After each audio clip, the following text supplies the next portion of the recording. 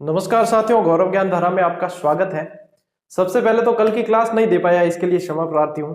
कोशिश पूरी करता हूँ मैं कि एक भी क्लास नहीं छूटे, लेकिन ये समय पता नहीं कहाँ भाग जाता है। पता ही नहीं किसने पंख लगा दिए इस समय के।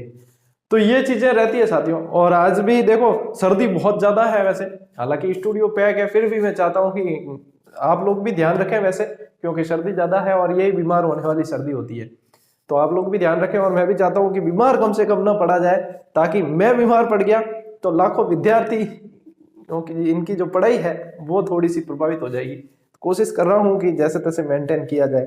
साथियों, आज जो अपन पढ़ने जा रहे हैं, मुगलों से संबंध वाली अपने चल रही थी, बड़े इत्मीनान से, बड़े तरीके से और बिल्कुल व्यवस्थित तरीके से, क्रमबद्ध रूप से पिछले कुछ महीनों से अपन लगे हुए हैं। और अपना टारगेट है कि विद्यार्थी जो है उनको जो मंजिल चाहिए वो मिले, और निश्चित ही मिले। अब इसके प्रति विद्यार्थियों का समर्पण कितना है और नियमितता कितनी है वो भी मैटर करती है, लेकिन मैं मेरी तरफ से नियमितता को भी बनाए हुए हूं और समर्पण भी। तो आज जो साथियों, आज की जो क्लास है उसकी विशेषता यह है, पूरी तरीके से ये पूरी की पूरी जो मैं वन लाइनर लिख रहा हूं उस पर आधारित है। और ये स्लाइड आप यदि देख रहे हो और इसको अभी देखोगे आप, तो आपको जो है ये वन लाइनर का एक मामूली सा उदाहरण आप समझ सकते हो कि ये है। इसके अलावा उसमें हालांकि बहुत कुछ है, ट्रिक्स है वगैरह, बहुत नयापन है उसके अंदर। वो भूतो न भविष्यति कहते हैं ना, वो वाली चीज उसके अंदर होगी, ना आई है ना आएगी। ऐसी हर विद्यार्थी के हाथ में वो पुस्तक नजर आएगी, ये बात पक्की है। तो वो देखो, इनोवेशन जो किया है, जब धमाका होगा तो बड़ा होगा। तो इंतजार करें उसके लिए। अब जैसे मैं, मेरे लिए सबसे बड़ी समस्या ये रहती है कि मैं जैसे कोई चीज बताता हूं ना, तो फिर वो जवाब देने भारी पड़ जाते हैं कि सर ये कब आएगी कब आएगी कब आएगी। एक एक विद्यार्थी को जवाब देना भारी पड़ जाता है। उसके लिए सब्र करें, 15-20 दिन भी नहीं कहूंगा मैं, उससे भी थोड़ा ज्यादा सब्र करें। आएगी और बढ़िया तरीके से आएगी। और आपके राजस्थान से संबंधित यदि कोई परीक्षा है, उन सब के ऊपर खरी उतरेगी और आपको याद करवा देगी, जैसे अपनी क्लासेस याद करवाती है उससे बेहतर तरीके से, और वो भी याद करवा देगी। तो इंतजार करें। और आज देखें इसमें क्या विशेषता रहती है, इस क्लास की भी ये विशेषता रहेगी। देखो, महाराणा प्रताप पढ़ा, सांगा पढ़ा, जो बिल्कुल समझने लायक थे, उनकी स्टोरी समझनी थी वो समझिए। मानसिंह पढ़ रहे हैं अब अपन, तो मानसिंह के अंदर इतनी मतलब ज्यादा स्टोरी समझने की अपने को जरूरत नहीं है, क्योंकि महाराणा प्रताप के साथ में अपन ने समझ ली वहां पे वैसे भी। तो यहां पे अपन को क्या करना है कि इससे रिलेटेड जो तथ्य है, मतलब इर्द गिर्द का बिल्कुल कुछ भी नहीं, जो सीधा आपको याद करना है कि ये जो है सिमटा हुआ मैटर है और ये याद कर लेना, इससे बाहर कुछ भी नहीं। वो वाली चीज इस क्लास में आपको मिलेगी। आज मैं आपको 2-3 शासक पढ़ाऊंगा और वो सारे आपको मतलब समझ लेना कि ये देख लो किस तरीके से है और याद ऐसे कैसे रखने हैं। ठीक है, तो सबसे पहले साथियों देखते हैं अपन, कोई भी शासक पढ़ते हैं तो जन्म मृत्यु अपन को ध्यान में रखनी होती है। ठीक है, जन्म लेगा तभी शासक बनेगा ना। तो जन्म जो है 1550 मौजमाबाद के अंदर। ठीक है, 1550 का जन्म था, यानी कि आप अकबर का देख सकते हो कि अकबर का 1542 का था, महाराणा प्रताप का 1540 का था। तो ज्यादा कोई एज गैप इनके बीच में था नहीं। तो 1550 का मौजमाबाद का है। याद करने का ये तरीका होता है, जैसे जन्म पढ़ा तो फिर 2-3 अपने दिमाग में रहना चाहिए कि बाबर का कब था, 1483 का था, ऐसे याद रहने का तरीका है। तब आपके क्या है कि वो पुराना भी साथ साथ में याद होता रहेगा। ये इसको बोलते हैं चिंतन मनन। एक जुगाली सुना ना आपने शब्द, जब गाय भैंसे जुगाली करती है, खाया हुआ वापस निकाल कर फिर चबाती है, तो ये आपके याद किया हुआ वापस दिमाग में लाकर फिर स्मरण करना है। और ये तरीका होता है पढ़ने का, ध्यान रखें। ठीक है ना। मृत्यु जो है साथियों जुलाई 1614 के अंदर एलिचपुर, और एलिचपुर कहाँ है, महाराष्ट्र के अंदर। ठीक है, एलिचपुर ही आता है वैसे, महाराष्ट्र पूछते नहीं है, लेकिन आप ध्यान रखें कि एलिचपुर के अंदर इनकी मृत्यु हुई थी। ठीक है ना। इनके पिता जो है भगवान दास आमेर के, और ये भी जो है उनके अकबर की शरण में थे, यानी कि अकबर के अधीन थे ये। उन्होंने अधीनता स्वीकार की थी, वैवाहिक संबंध भी स्थापित किए थे। ठीक है ना। और माता जो है रानी भगवती बाई, पढ़ने में आता है आपने। अकबर की सेवा में ये कब गए, सबसे पहली बार अकबर की सेवा में कब गए थे, 1562 के अंदर गए। जो लगभग इनकी उम्र देखो 1562 में 12 वर्ष की है, 1550 का जन्म है। तो मानसिंह जो अकबर की सेवा में गया वो समय है 1562 का। तो अब ये उस समय ये सांबर की यात्रा पे और अकबर आया हुआ था, तो हरका बाई वगैरह वो स्टोरी है। ठीक है ना। तो ये 1562 में अकबर की सेवा में चले गए थे। जब अकबर यहाँ पे आया था विजिट करने राजस्थान का, तब ये चले गए थे वहां। ठीक है। मानसिंह का प्रथम अभियान यानी कि सेनापति के रूप में नहीं, प्रथम अभियान है, ये ध्यान रखना है, ठीक है ना। तो प्रथम अभियान 1569 में रणथंभौर का, आने वाले समय में ये प्रश्न बन सकता है, ध्यान रखना। 1569 में रणथंभौर का अभियान जो था वो प्रथम अभियान था, ठीक है। काबुल की सूबेदारी इसे कब सौंपी गई? काबुल की सूबेदारी सौंपी गई 1585 में। जो मेन है, मुख्य चीजें हैं जो याद रखनी है अपन को, ठीक है ना। मतलब ये भी बहुत स्तरीय है, ये स्लाइड पूरी की पूरी बहुत स्तरीय है। और यूं समझ लो कि एक समुद्र के अंदर से, मतलब समुद्र मंथन करके खारे पानी में से एक मीठा लोटा जल का आपको भर के चाहिए, तो वो ये चीज है, ठीक है ना। तो ये 1585, ये ध्यान रखें। अब 2 बार राज्याभिषेक हुआ। पहला राज्याभिषेक हुआ पटना के अंदर और पटना बिहार के अंदर। फिर दूसरा राज्याभिषेक जब आमेर में आते हैं तब होता है। तो दूसरा राज्याभिषेक साथियों आपके हुआ आमेर के अंदर, क्योंकि जयपुर आमेर के थे, ठीक है ना। तो ये ध्यान रखें। दरबारी कवि, और यहां से बहुत ज्यादा प्रश्न बनता है, तो इसको मैं आपको कह दूंगा कि ये इंपॉर्टेंट है, इंपॉर्टेंट नहीं मोस्ट इंपॉर्टेंट है ये प्रश्न। तो दरबारी कवि इनके कौन कौन थे? राय मुरारी दान थे, जगन्नाथ थे, हापा बारट। विशेष रूप से ध्यान रखें क्योंकि अभी तक बहुत कम पूछा गया, लगभग नहीं पूछा गया, तो आने वाले समय में पूछ सकते हैं। हापा बारट और पुंडरीक विठल, ठीक है ना। राय मुरारी दान, जगन्नाथ, हापा बारट और पुंडरीक विठल, या फिर ऐसे याद रख लेना राज हापू, ठीक है। देखो राय मुरारी दान, जगन्नाथ, हापा बारट, पुंडरीक विठल, राज हापू याद रख लेना।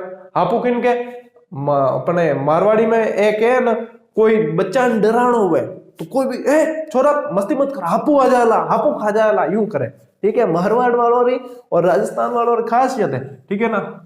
हापू ध्यान रखें, ठीक है। हापू वह कहीं कोई नहीं देखे, पर डरावे बच्चा ने हापू रोके। जो डरावे ने मैंने भी ध्यान कौन है कि ओरिजिनल हापू वह कहो। ठीक है, ध्यान रखें। मनसबदारी, यह बताते हैं कि राजस्थान का ऐसा एकमात्र शासक था जिसको अकबर ने 7000 की मनसबदारी प्रदान की। अब राजस्थान वैसे 7000 की मनसबदारों में उच्च थी, ठीक है ना। क्यों? ऐसे तो इससे ऊपर की मनसबदारी भी थी, लेकिन 50-50 हजार के मनसब भी प्राप्त थे, लेकिन वो राजकुमार थे, उनके मुगलों के राजकुमार थे, उनको मिले थे। यहाँ पे जो मनसबदारों के अंदर जो शासकों में दिए गए वो 7000 का सर्वोच्च मनसब था। और इसमें मानसिंह के अलावा ये अजीज कोका को भी मिला हुआ है, जो इनका दामाद था, ठीक है ना, अकबर का। तो ये ध्यान रखें। तो 7000 की मनसबदारी प्राप्त करने वाला राजस्थान का एकमात्र शासक था। इसके द्वारा स्थापित नगर कौन कौन से थे? स्थापित नगर थे अकबरपुर, ये अकबरपुर है। अकबरपुर जो बंगाल में था और मानपुर जो बिहार के अंदर है। अकबर नगर या अकबरपुर मिलेगा आपको। तो मानपुर बिहार के अंदर है, तो एक नगर बंगाल में और एक बिहार में। वैसे भी जब पढ़ते बंगाल बिहार ऐसे साथ में नाम लेते हैं, तो बंगाल के अंदर एक है और एक बिहार के अंदर है, मानसिंह द्वारा स्थापित, ठीक है ना। बंगाल की सूबेदारी इसको कब दी गई? 1594 के अंदर। यहां पे ध्यान रखना, काबुल की सूबेदारी 1585 के अंदर, और यहां पे आपके आ जाती है बंगाल की सूबेदारी 1594 के अंदर दी गई, ठीक है ना। इनका जो धर्म था वो हिंदू था। अब वैसे धर्म हिंदू ही था, लेकिन यहां लिखने की क्या आवश्यकता पड़ी? क्योंकि इस पर ध्यान देना है, क्योंकि ये अकबर के प्रभाव में थे और अकबर ने उस समय दीन इलाही धर्म चलाया था एक अलग से, ठीक है ना। तो अकबर ने दीन इलाही धर्म चलाया था, तो सभी को आग्रह किया था इसकी सदस्यता ग्रहण करने का। लेकिन मानसिंह ऐसा व्यक्ति था जिसने दीन इलाही धर्म की सदस्यता ग्रहण नहीं की थी। एग्जाम के अंदर जो है हमें ये नहीं शब्द दिखता नहीं बेटो, घणो बदमाश है वो शब्द की करे छुप जावे आखिर सामने में तो भी नहीं दिखे, इसलिए नहीं शब्द को विशेष रूप से ध्यान रखें। तो धर्म जो था वो हिंदू ही था, दीन इलाही की सदस्यता ग्रहण नहीं की थी, ठीक है ना, ये चीज ध्यान रखें। ब्लू पोट्री को लाहौर से जयपुर लाए थे, और वैसे ब्लू पोट्री जो है मूल रूप से पर्सिया की है, लेकिन ये वाया लाहौर होते हुए जयपुर आई थी और उसको लाने वाले अपने मानसिंह थे। कृपाल सिंह शेखावत इसका बहुत बड़ा कलाकार है, और ये क्या है विशेषता इसकी जो है पूरी, वो आपको जब हस्तकलाएं पढ़ाएंगे तो उसके अंदर आपको बता दूंगा, पूरी डिटेल व्यवस्थित बता दूंगा, ठीक है ना। उनके सेनापतित्व में प्रथम युद्ध हल्दी घाटी का, सेनापति के रूप में प्रथम युद्ध। यदि पहला अभियान पूछा जाता तो आप करते रणथंभौर, ठीक है, सेनापति के रूप में हल्दी घाटी का। अब हल्दी घाटी का युद्ध पूरी तरीके से अपन पढ़ चुके हैं, तो उस युद्ध के बारे में आप पूरे एक एक तथ्य जानते हो, एक एक ट्रिक जानते हो, कैसे याद रखना है ये सारी, ठीक है ना। ये हल्दीघाटी का युद्ध। अच्छा मुझे ये बताओ एक तो होता है युद्ध और एक होती है लड़ाई, इन दोनों में क्या अंतर है? चलो मैं बताता हूं आपको इन दोनों में क्या अंतर है। युद्ध और लड़ाई में अंतर है। लड़ाई तो क्या है कि दो लोगों के बीच में हो सकती है, लड़ाई छोटे स्तर पर होती है, युद्ध बड़े स्तर, युद्ध यानी कि कुछ सेनाएं हैं, यानी बड़े स्तर पर है ना। और लड़ाई तो क्या मियाँ बीबी भी हो जाए, वह युद्ध है कि लड़ाई है, वह लड़ाई है। अब कई जना क्या है साहब मेरा तो मतलब यार जबरदस्त है, वह युद्ध ही है, युद्ध कम है कौन, लेकिन वो होती लड़ाई है। और थे कह जो भी मत घरवाली रहा में कि और युद्ध ऐसा और लड़ाई कौन है, इतनी मतलब विकराल तो युद्ध हुआ कह जो मत असली में युद्ध उजाला, ठीक है ना।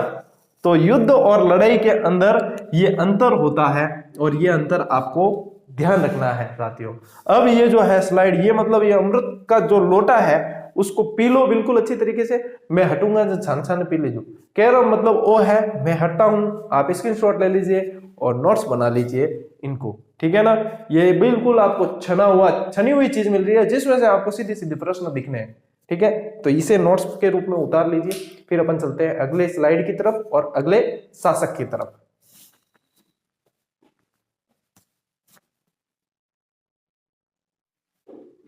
साथियों अब पढ़ने जा रहे हैं अपन महाराजा राय सिंह बीकानेर। बहुत ही महत्वपूर्ण और अहम शख्सियत है और महाराजा राय सिंह का मतलब मुगल साम्राज्य विस्तार के अंदर बहुत बड़ा रोल था। और राय सिंह के बारे में अब मुगलों से संबंधित पढ़ना है अपन को। वैसे तो राय सिंह का इतिहास देखा जाए तो राजस्थान में भी बहुत है, लेकिन अपने को क्या है उसमें से सिलेक्टिव चीजें पढ़नी है, इसलिए ये क्लासेस आपके लिए इंपॉर्टेंट है। क्योंकि मुगलों से संबंध जब सेकंड ग्रेड का सिलेबस मतलब बिल्कुल ही सिलेक्टिव है और इस तरीके से पढ़ना है कि अपना मतलब जो सिलेबस है वो पूरी तरीके से कवर हो और सवाल वार न जाए। तो राय सिंह के अंदर साथियों देखो ऐसे करना है आपको। सबसे पहले देखो जन्म, अभी मान सिंह का सबसे पहले जन्म पड़ा तो इसमें भी जन्म जो है जुलाई 1541। यहाँ पे डेट जो है आपको तिथि याद नहीं रहती है कोई बात नहीं, लेकिन आपको सन याद रखना है, ठीक है। 1541 ये भी देख लो, सब समान ही थे, समकालीन ही थे। मुगलों से पढ़ रहे हैं तो समकालीन ही हो गए, ठीक है। अब इनके जो पिता थे वो कल्याणमल राठौड़ थे और कल्याणमल की मृत्यु के बाद ही ये बीकानेर के शासक बने थे। इनकी माता जो थी वो रानी रत्नावती थी, ठीक है। हालांकि ये माता पिता से सवाल बनने वाले हैं नहीं, लेकिन ध्यान में रखना जरूरी है। अब इनकी जो उपाधियां हैं यहां से सवाल बन सकता है, तो ये आपके लिए कैसा है इंपॉर्टेंट। राजपुताने का करण, एक सवाल तो ये है कि राजपुताने का करण किसे कहा गया है, तो महाराजा राय सिंह। राजपुताने का करण कहा किसने है ये पूछा जाए साथियों तो ध्यान रखना मुंशी देवी प्रसाद। जब मैंने नया नया पढ़ना शुरू किया था जीके तो मुंशी देवी आता ना ऐसे तो मुझे लगता कि कोई महिला है कि मुंशी देवी नाम आया, देवी है महिला हुई। फिर बाद में जो है धीरे धीरे देखो जानकारियां कुछ जो है बाद में होती है, जैसे जैसे पढ़ते रहते हैं तब जानकारियां होती है कि अब तो क्या है, अब तो इस कंडीशन में है कि सारा लगभग देख रखा है। लेकिन उस समय ऐसे लगता था ये मुंशी देवी के मुगई है कि है, पर मुंशी देवी प्रसाद ने दिए, ठीक है। महाराजा की उपाधि है और राजेंद्र की उपाधि भी इन्होंने ग्रहण की थी। अब राजेंद्र की उपाधि जो है साथियों ये करमचंद वंशोत्कीर्तन काव्यम उसके अंदर मिलती है ये राजेंद्र की उपाधि, ठीक है ना। तो ध्यान रखना, ये भी थोड़ा सा ध्यान रख लेना करमचंद वंशोत्कीर्तन काव्यम के अंदर मिलती है।